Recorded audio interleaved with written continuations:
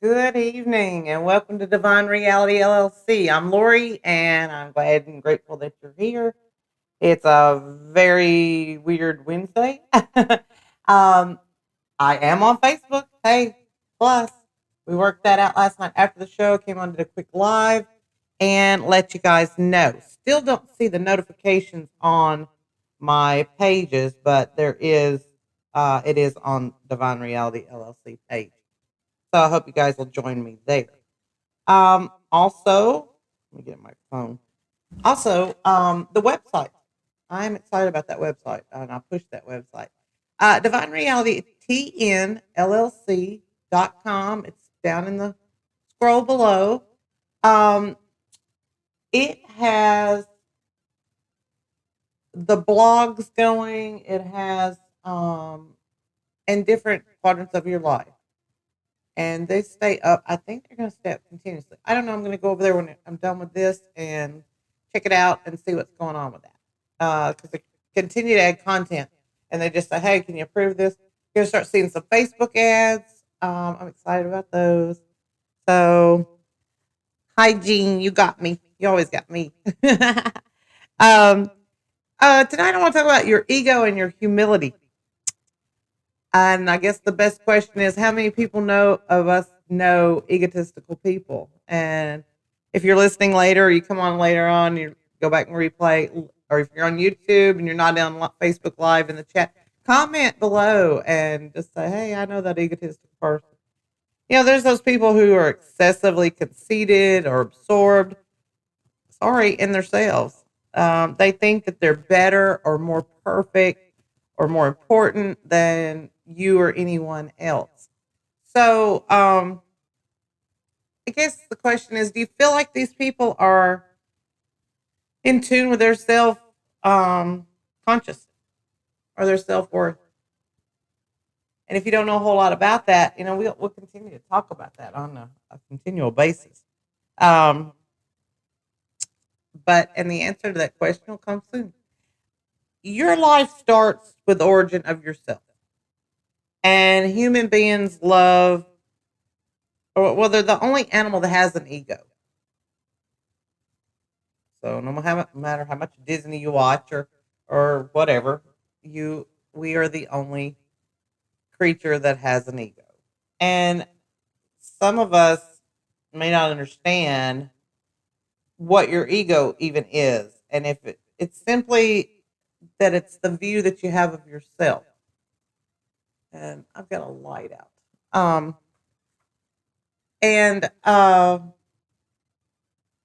your ego works continuously to keep you from having peace, and it makes you continuously believe that you have no self worth. So, let me adjust this light a little bit. I got a bigger light out. I just realized.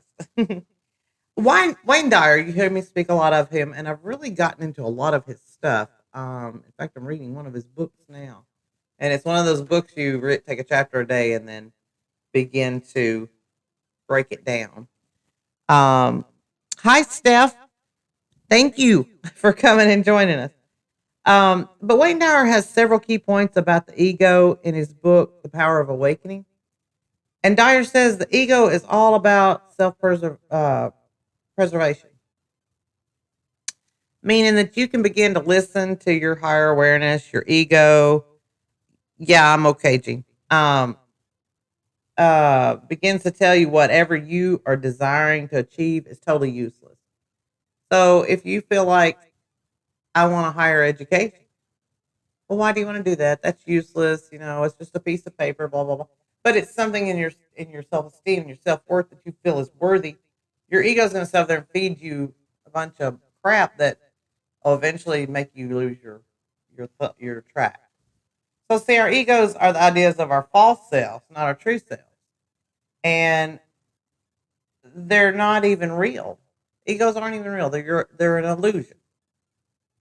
The ego's job is to have you believe that you have to be better looking, a perfect size, the perfect weight, wealthier, the better car than others, things of that nature. They're all materialistic usually.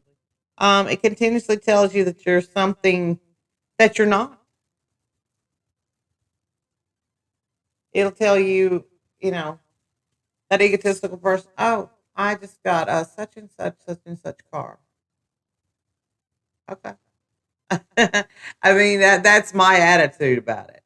Um, but a lot of people would take that, and I can't say that I haven't in the past, and be like, um, wow, how do they keep getting ahead? And at this point in my life, it doesn't matter. So, and it's all simply because all this is untrue, and because your real self doesn't really care about it. And I guess that's when I came to terms and awakening, or whatever you want to call it, transitioning. I really found out I didn't care about a whole lot of nothing that I used to worry about. If that makes sense to some of you. And when I say your real self, I'm referring to the internal, the changeless self. And that's the ones that, hi, Samantha. I noticed that it keeps freezing. I don't know if it's doing it on YouTube or what's going on. I'm sorry. Um, Dyer goes on to say that the ego teaches separateness. Your ego will keep you separated from other people as well as the infinite that lives inside of you. And with you separated from either or, you can continuously, it's a better way to say this. It's like an abusive person that wants to keep you isolated. And it keeps you isolated, and it keeps feeding you that whole and nurtures the selfless thoughts inside of you. The self-loathing thoughts is a better way of putting it. And then your ego is going to keep telling you that you're not better. It's going to tell you that you are and you're not. That you're better. If you're better than other people, you don't need them. You know. Oh well, you stand head and shoulders above, and then that starts to become the persona that you give off to other people, and that's why you kind of are so always separated. Does that make sense? Our real selves know that there's no merit in this because we're all one, and we are all special to the infinite. We were all created by the infinite. We are all in His image, so we need to keep that and somewhere filed closer to the front than in the back. And your ego's always ready to be offended when it isn't the way you think it should be. Because when you start being egotistical, you think it's supposed to be your way or the highway. And that ego keeps reinforcing the part that, well, you're better than other people. And who's supposed to be doing the offending is you and not them. So if something strikes a chord with you and you just, but if spirit is doing the work that you somehow have, and you can dig down and reconnect with the infinite, He's going to correct that. So let me get sure my note cards are in order. They don't seem like it. I'm sorry. You have to learn to be going with everything and everyone in the world. Because there again, we're all one. And our egos are usually they're cowardless. They're a coward. They work out of the fear, and they shake like with terror because it doesn't want us to know our higher selves. It wants to keep us in that low level vibration so that we tend to not be able to raise above either in our successes, our dreams, our realities. It wants to keep us just low level, midline, might be flatlined in some cases. But that's what it's looking for. And the ego's scared to death of the divine light that we have inside of us. And but the inner peace, and the more inner peace, and I talked about peace last night. You might want to go back and listen to that. But the more inner peace that we have, the more the ego dies. And it just kind of fears and goes back in that little back corner and hangs out. And it's transformed by your celestial light. Like dark's transformed into light when you flip a light switch on. You know, it's just your ego keeps thriving on the consumption. Our false self bombards us continuously with the idea that you have to be more to be happy. Like that egotistical person. Oh, I've took more trips. I've worked more hours. I've made more money. I have more cars than you. I've got 500 pairs of $200 tennis. It's always more, more, more. And it pushes those buttons to make you start. When you hear all that, that's what it does. It pushes your buttons, and you start hearing all that. And that's kind of where that self-loathing starts rising, and and the ego's like, "Yeah, I got them right back where I want them." And it feeds you to boost yourself, and brag and to put on airs that are not, and accomplishments that are not really actually true, which then makes you a liar, which also goes against your true self.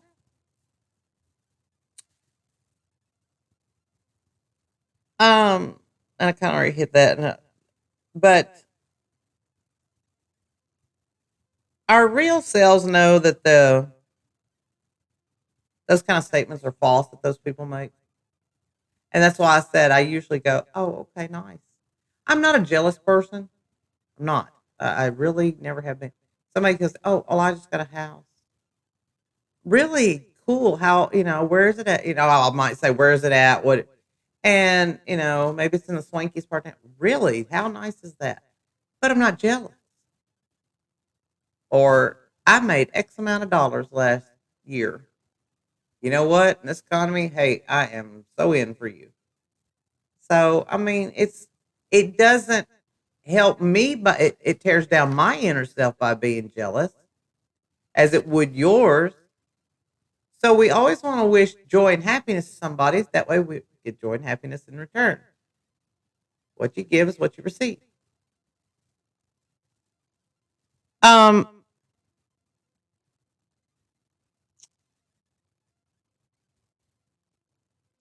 it the ego wants you to believe that you're something you're not, and it's going to tell you, and it's going to go separate. It's going to separate you in a lot of different, distinct ways rather than connect you, and with that true self and the infinite.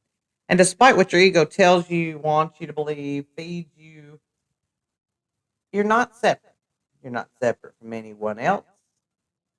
You're not special than anybody else, and you're not better than anyone else. We all have special talents and gifts that the infinite blessed us with when we came into this human experience. Each and every one of us has those talents. And when we realize that we're one with the infinite and that you have the infinite inside of you, you have nothing to prove to yourself except that you're, especially that you're better than anybody else. Because in his eyes, we're equal.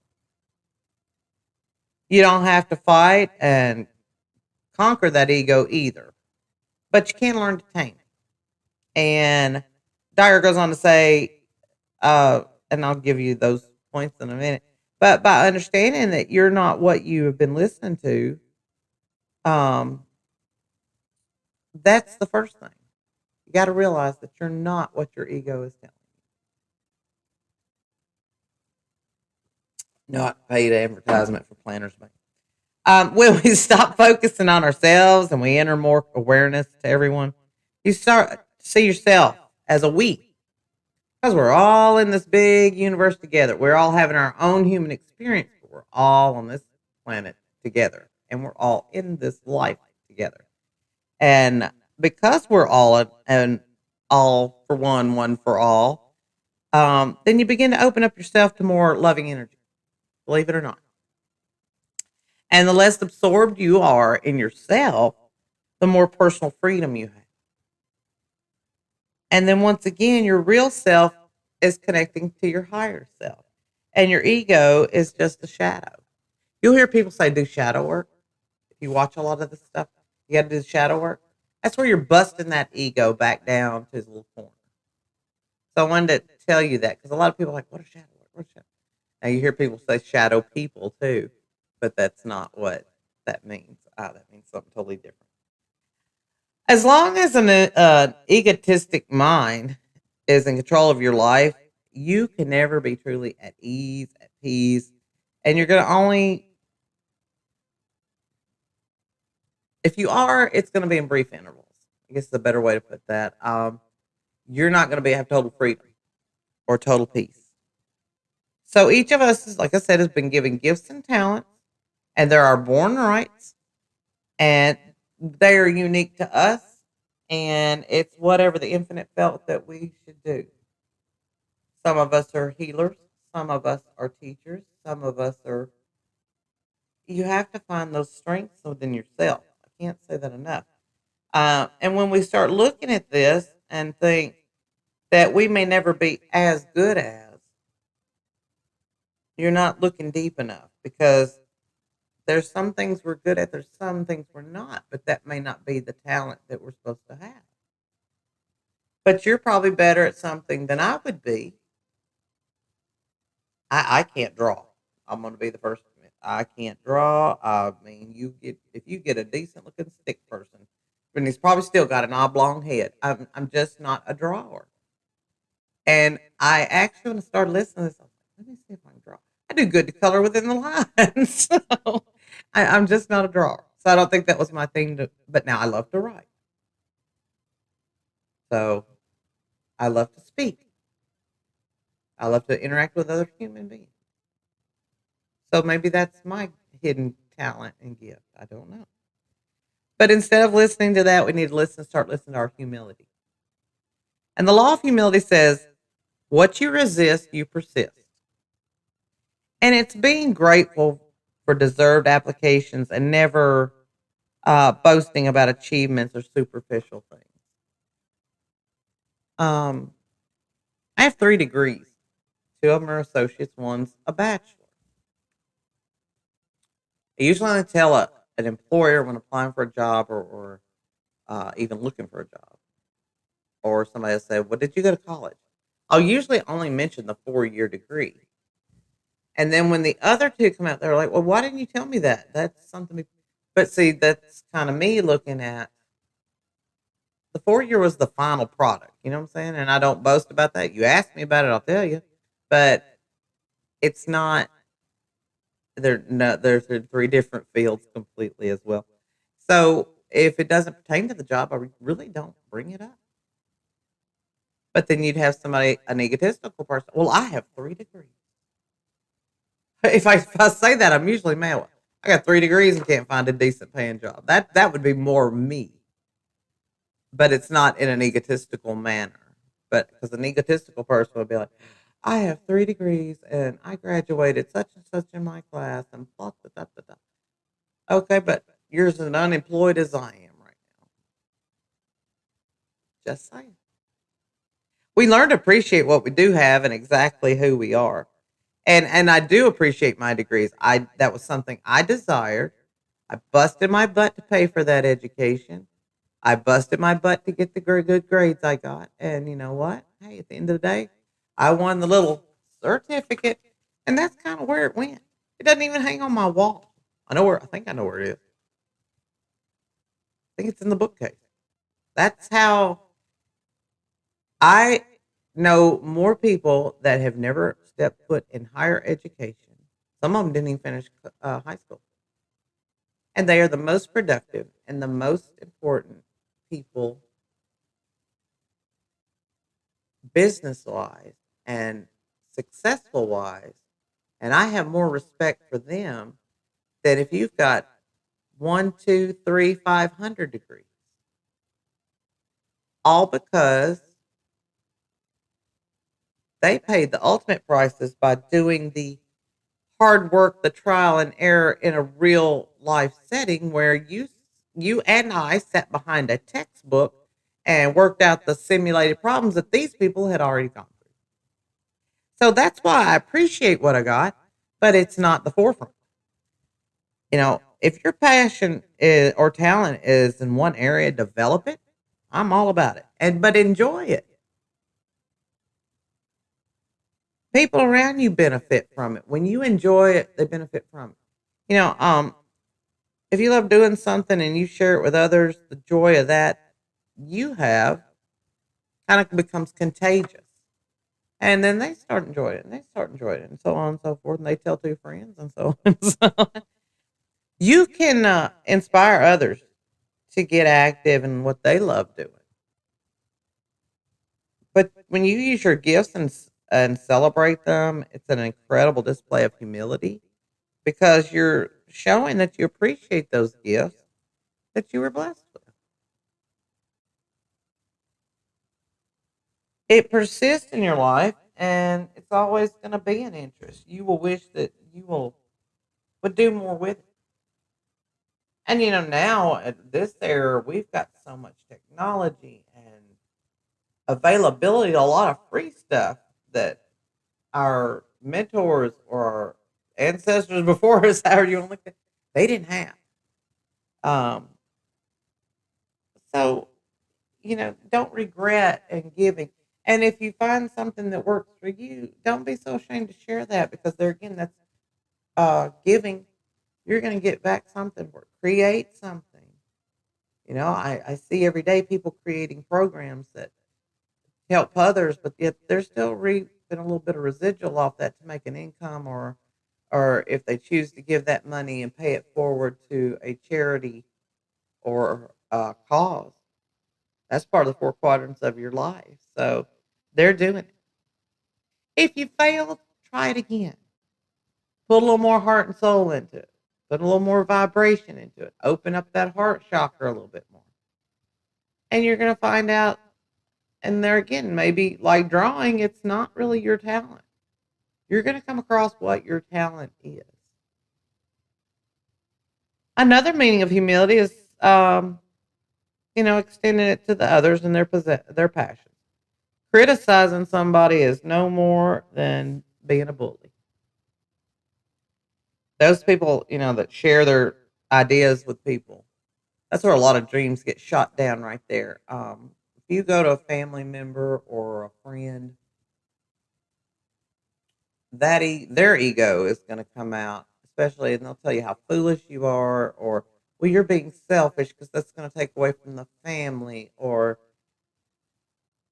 if you want to invest in yourself, I'm 110% in your corner because each person has a dream. I don't care if your spouse is sitting there listening. You have your dream. Your spouse or significant other has their dream, and it's only their birthright and right from the infinite to let each person live their dream, make it their reality. Gene is a life mastery coach, and I often ask him, "Is this my dream or your dream?" And he's like, "It's my dream too." And we've had that discussion because I didn't want him to feel that he had to do it because it was my interest and my love and my passion. And there's so many people. Well, I do it because the wife's doing it. Yard selling. I'm going to use that one. I see more couples at yard sales. I'll go to an occasional yard sale. I'm not really a yard sale person, but if I'm going for a specific reason or looking for something in particular, you will see. What time am I looking at? You will see the husband walking around the mall. That should have been the one. But the yard sales, the husband be kind of looking around with his hands in his pocket. He knows he's not letting go of that nickel or dime or quarter that they're asking for. He's not doing it.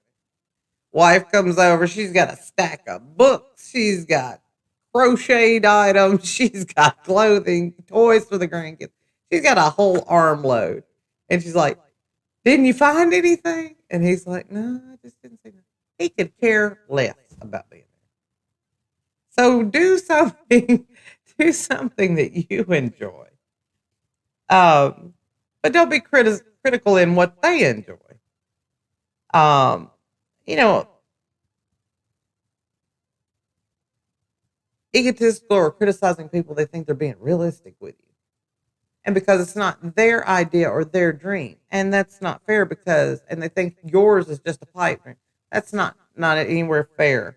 Because honestly, realistic was in the eye of the beholder. Whatever one person's reality is another person's pessimism. And there's two kinds of people in this world, realistic and optimists. Bottom line. When you have an idea, realistic will give you so many reasons why it can't be done. Where you're optimistic people, they'll tell you go for it. Pursue your dreams. Make your dreams your reality.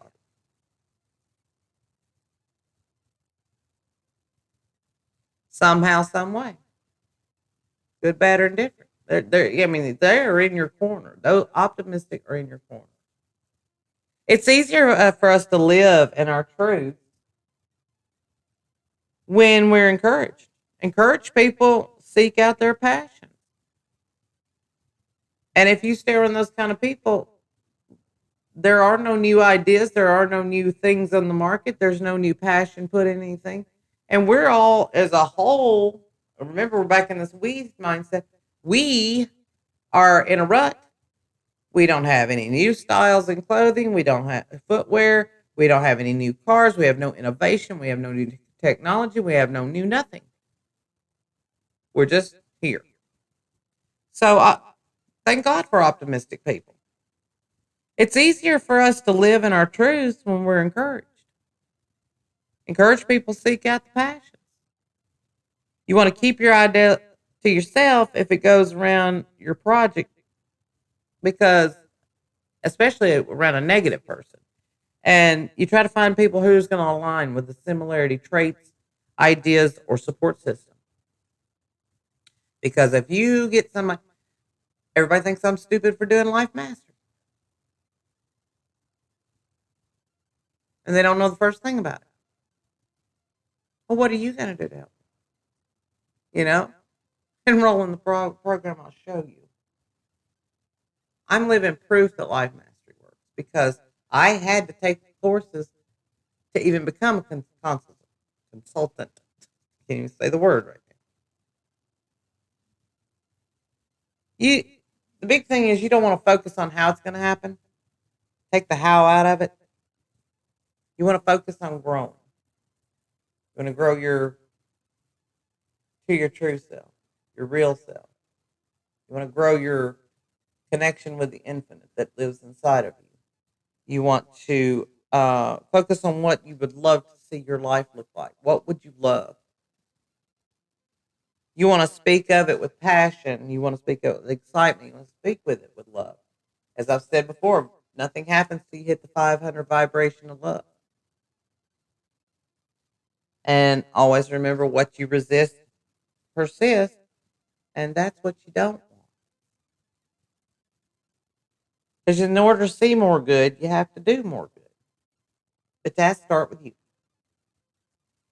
And that, my friends, is how the ego works. Totally against you. The affirmation I have for you tonight is, I promise to give so much time to improving myself that I have no time to criticize others. Because unfortunately, can become that egotistical person very quickly. I know people who want to make their kids, they're egotistical about their children. You know, their kids made good grades. Well, maybe my kids did. I just don't boast and brag about it. I only have kids, but I've seen that. I used to substitute teach, and I'd see that a lot. And what that only does is feed those kids' conscious minds to be egotistical and to be boasting and arrogant. And you'll see it on Facebook. Oh, my kid did this today at such and such age. And other people come back in the comments and they're like, well, mine did it at this age and it's probably younger than the other. Or, it's right comical when you start breaking this stuff down to watch how much of it actually goes around in your world. It's your choice all this is your choice. If you want to make a better life, you have to break away from the habits and belief systems that you're having right now. And with that, I'm going to leave you. Tomorrow night, I'm going to do something a little different, a little bit more fun, a little bit more maybe on the educational side. I'm going to break down starseed and indigo children, I think, is where I'm kind of focused with that. And it's just because that they're more in the metaphysical world, and I just thought it would be different than always talking about fears and anxiety and egos and love and vibrations and meditation. So I thought that would be a little different. I did that on the chakras one night, and I'm going to do some more on that. I told on last night. So hi Raquel. So join me tomorrow night for that, and please like and share my Facebook page. Please use the hashtag Divine Reality LLC. Go over and see the website, divinerealitytnllc.com. And YouTubers, please like and subscribe, hit the notification bell. If you feel inclined to donate to our small owned veteran business, you can donate to PayPal or Venmo. And I will send you a gift of gratitude if that happens. Otherwise, I hope you all have a wonderful night. Be grateful in the morning when you get up, and I will see you at 7 p.m. tomorrow. Good night. Have a good one.